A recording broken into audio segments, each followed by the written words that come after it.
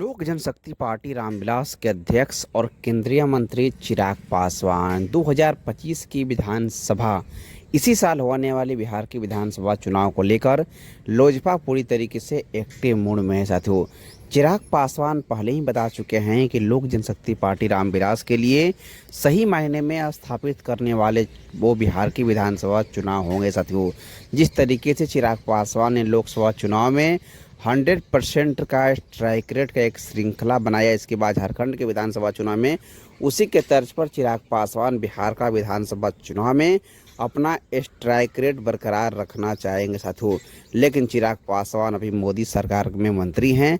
मंत्री पद की चिराग पासवान को बड़ी जिम्मेवारी मिली है, उसको लेकर चिराग पासवान अपना निर्वहन करने में लगे हुए हैं।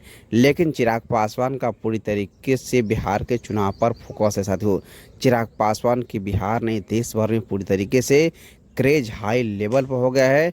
जिस तरीके से आपने देखा होगा कि चिराग पासवान दिल्ली के विधानसभा चुनाव हो, झारखंड के विधानसभा चुनाव हो, देश के विभिन्न प्रदेशों में चुनाव हुए, जहाँ पर चिराग पासवान की एनडीए गठबंधन की तरफ से वहां पर मौजूदगी रही। साथियों, चिराग पासवान का झारखंड की विधानसभा चुनाव में 76 की जो सीट मिली थी, इसके अलावा चिराग पासवान भारतीय जनता पार्टी एनडीए गठबंधन के तमाम प्रत्याशियों के पक्ष में चिराग पासवान प्रचार प्रसार करने के लिए गए थे।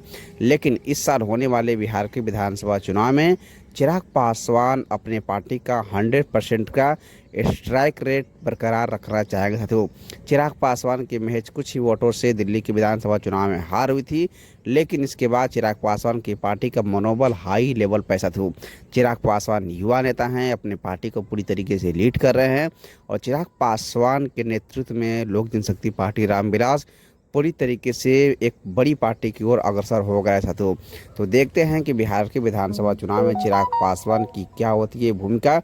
लेकिन चिराग पासवान बिहार के विधानसभा चुनाव में कुछ बड़ा गेम करेंगे। साथियों, जय हिंद।